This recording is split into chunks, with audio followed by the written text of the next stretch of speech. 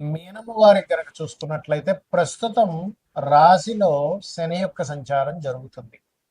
అయితే శని ఎప్పుడైనా సరే ఎవరికైనా మేన్ రాశిలో అనే కాదు, ఏ రాశిలో అయినా ఏలినాటి శని వచ్చినప్పుడు ఒకటే గుర్తుపెట్టుకోండి, అక్కడ అన్ని డిలే అవుతుంటాయి కానీ అస్సలు లేకుండా చేయడం. ఎందుకంటే కర్మకారకుడు రాశిలో ఉన్నప్పుడు కర్మ అనుభవింప చేసేలా చేస్తాడు. కానీ చాలా మందికి అపోహ ఏంటంటే అమ్మో సంతానం కలగరేమో, ఏలినాటి శనిలో వివాహం చేసుకోకూడదేమో, ఉద్యోగంలో జాయిన్ అవ్వకూడదేమో. ఇలా ఇలా కాదండి.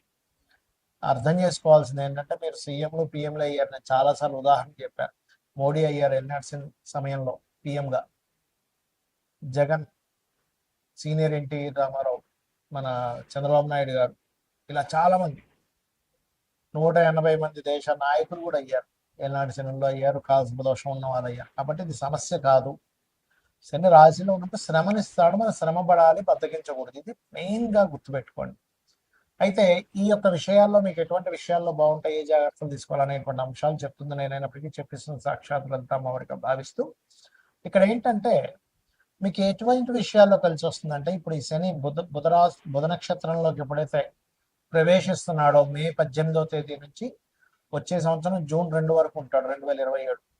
ఈ సమయంలో మీరు గతంలో ఎప్పటి నుంచో ఒక మీడియేటింగ్ ద్వారా కొంత మనకి కలిసి వస్తుంది చూసారా, అటువంటి వాటికి కలిసి వస్తుంది.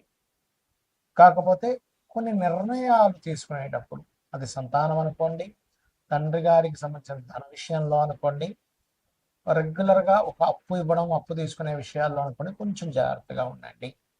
వివాహ సంబంధించిన విషయానికి అనుకూలిస్తాడు శని రాశిలో.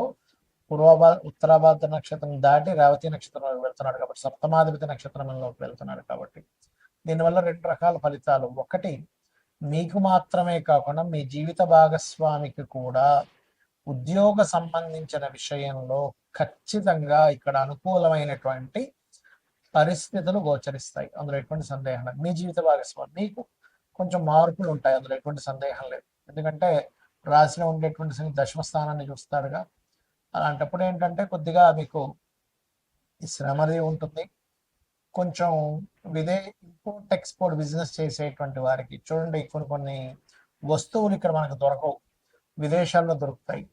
ఆ పలానా వస్తువు అమెరికా నుంచి నాకు కావాలి అంటే వాళ్ళకి ఆ యొక్క ఛానల్ కానీ ఎలా తెప్పించుకోవాలో తెలియదు. అలాంటప్పుడు కొంతమంది తెప్పించి ఇప్పిస్తూ ఉంటారు. పలానా ఐటెం కావాలి, పలానా ఫర్నిచర్ కావాలి కదా, పలానా వాచ్లు కావాలి, అలాంటి వాటికి కూడా అనుకూలిస్తుంది చెప్పాలంటే ఇక్కడ. కాకపోతే ఏంటంటే ఎప్పుడు కూడా ఎల్నాడు శని నడిచేటప్పుడు కొన్ని విషయాలు జాగ్రత్త పడాలి. ఎప్పుడు ఎవరైనా కానీ ఏ రాశి వాళ్ళైనా. అందులో ప్రత్యేకంగా మీరు ఏంటంటే బద్దకించకండి, పోస్ట్ పోన్ చేయకండి పని. ఇవాళ చేయాలి, ఈ క్షణం చేయాలి, చేసేది రేపు చేద్దాంలే, వచ్చే వారం చేద్దాంలే అంటే ఆ అవకాశం గెద్ద తనుగుపోయినట్టుగా పోతుంది, గుర్తుపెట్టుకోండి. కాబట్టి పోస్ట్ పోన్ అనేది పనికిరాదు, నెగ్లిజెన్సీ అనేది పనికిరాదు, బద్ధకం అనేటువంటి దాన్ని పక్కన పెట్టేసేయండి. శనివారం చక్కగా ఒంటికి తైలము అంటే నువ్వుల నూనె రాసుకొని స్నానం చేయండి శనివారాలు, అన్ని రోజులు కాదు. ఆదివారం తలకి నూనె పెట్టకండి దయచేసి. శ్రీతైల మధుమాంసాన్ని త్వజతే అంటూ ఉంటారు. ఇప్పుడు శని ప్రభావం పెరిగిపోద్ది ఆదివారం కనుక పెట్టుకుంటే. అప్పుడు ఏమైపోతుంది, మీకు బద్ధకము, ఏం చేసినా కలిసి రావట్లేదు అనే మాటికి అదే రిపీట్ అవ్వడం జరుగుతుంది. కాస్త గోవులకు బెల్లం తినిపించడం, ఓం అనాకలిత సాదృశ్య చుబుక శ్రీ విరాజితాయ నమః చేయండి. వివాహం విషయంలో బంధువర్గంలో వారితో ట్రై చేసుకోండి, తొందరగా మీకు వివాహ సంబంధాలు కుదురుతాయి. మరి దీని యొక్క ప్రభావం ఒక్కొక్కసారి పర్సనల్ చార్ట్లో శని బుధుడు యొక్క మహాదశలు అంతర్దశలు నడిచేటప్పుడు ఎలా ఇస్తాడు, మీ యొక్క లగ్నాన్ని బట్టి, మీ జాత చక్రంలో శని బుధుడు యొక్క పరిస్థితులను బట్టి, శని మహాదశలో బుధుడు అంతర్దశ, బుధ మహాదశలో శని అంతర్దశ, దీని మీద కూడా ప్రభావం ఉంటుందండి. ఎప్పుడైనా ఒక గ్రహం ఒక నక్షత్రం మీద వెళ్తుంది, అప్పుడు కనుక మీకు ఇక్కడ మనకి గురువర్గ లగ్నాలు, శని వర్గ లగ్నాలు ఉంటాయి. ఆ లగ్నాలను బట్టి మీ యొక్క షోడశ చక్రాల్లో అంటే మనకి 16 డివిజనల్ చార్ట్స్ అంటారు, వాటిని బట్టి దాని ప్రభావం మారుతూ ఉంటుంది. కాకపోతే ఏదేమైనా కానీ ఏమంటే నాకు జాతకం తెలియదు, ఏమీ తెలియదు, ఏం చేయాలి, ఈ శని బుధుల యొక్క కాంబినేషన్ అనేటువంటిది ఒక రకంగా చెప్పాలంటే ఇది ఫైనాన్షియల్ గ్రోత్ ఇస్తుంది.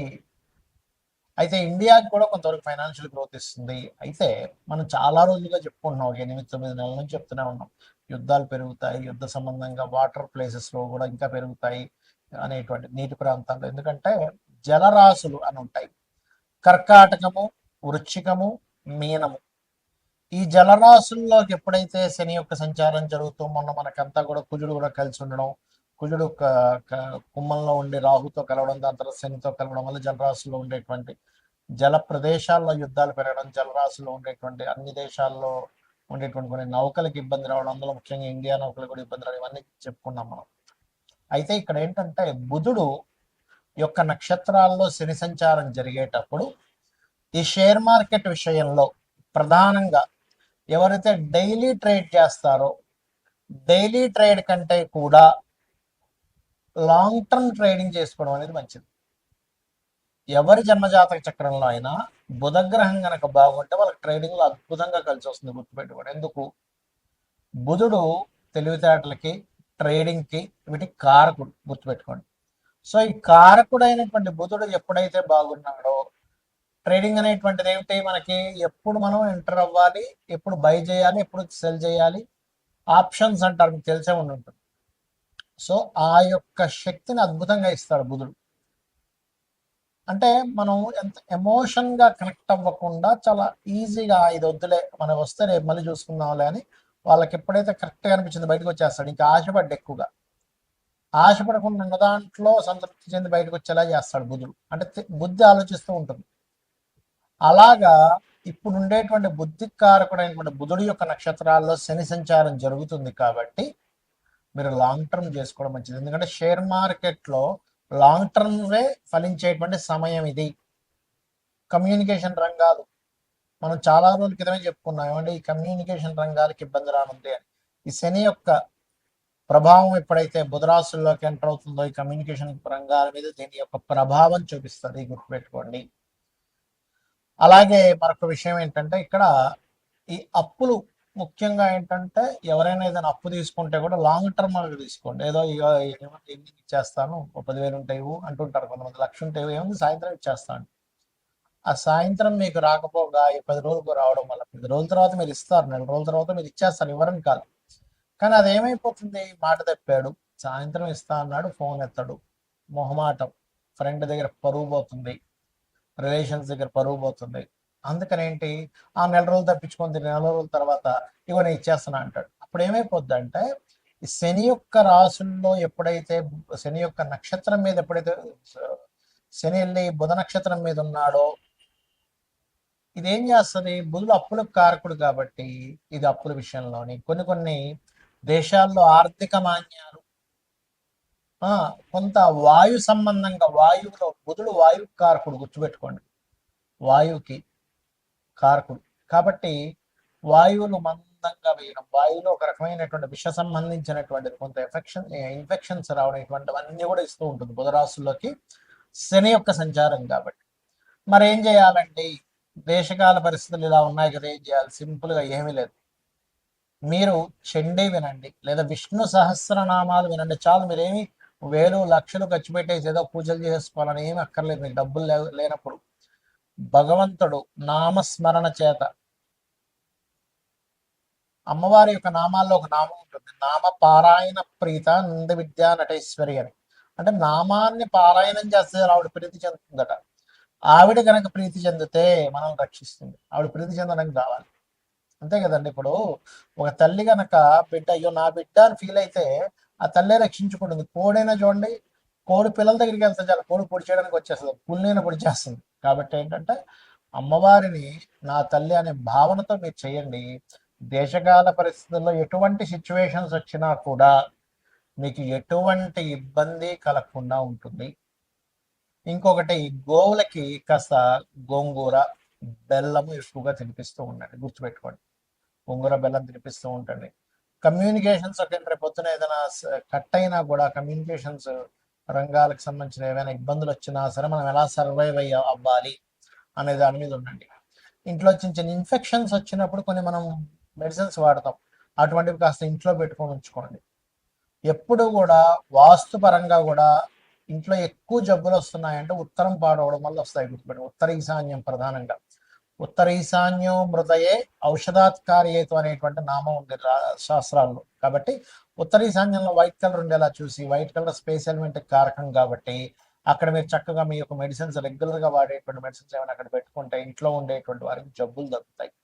ఎందుకంటే వాయుతత్వ నక్షత్రాల్లోకి వాయుతత్వ గ్రహమైనటువంటి మీనరాశిలో జల సంబంధించిన రాశుల్లోకి వచ్చేప్పుడు నీటి ద్వారా వచ్చేటువంటి జబ్బులు, వాయు ద్వారా వచ్చే జబ్బులు పెరుగుతాయి. ఈ వాయు సంబంధించినటువంటి గ్రహాలు ఈ రెండు కూడా. కాబట్టి ఏంటి, ఈ ఫలాలకి సంబంధించిన ముఖ్యంగా మామిడి పళ్ళు పండించేటువంటి వారి తోటలు రేపు తెంపుదాం ఇవాళ ఏముంది బతికిస్తే రేపు ఏదో వరగల్లో మనం రావచ్చు, విపరీతం బాగా ఎండ కొడుతూ విపరీతం వర్షాలు వస్తాయి. మీరు చూస్తూ ఉండండి, ఈ సంవత్సరం 100 సంవత్సరాల వెనక్కి వెళ్ళినా సరే ఇంత రికార్డ్ అయినటువంటి ఎండ రాదు, ఇంత రికార్డ్ అయినటువంటి వర్షము రాదు. అంత రికార్డ్ స్థాయిలో వర్షము ఎండ వస్తాయి, చూసుకొని గుర్తుపెట్టుకోండి. ఎందుకంటే ఈ గ్రహాలు ఏవైతే ఉన్నాయో అన్ని కాలసర్ప యోగంలోకి వెళ్తూ ఈసారి ఉండేటువంటి నవనాయకుల యొక్క స్థితి ఆ రకంగా ఉంది. కాబట్టి ఏంటి, మనకి ఇవన్నీ ఎందుకు చెప్పుకుంటాము, మనం ముందు రక్షింపబడాలి.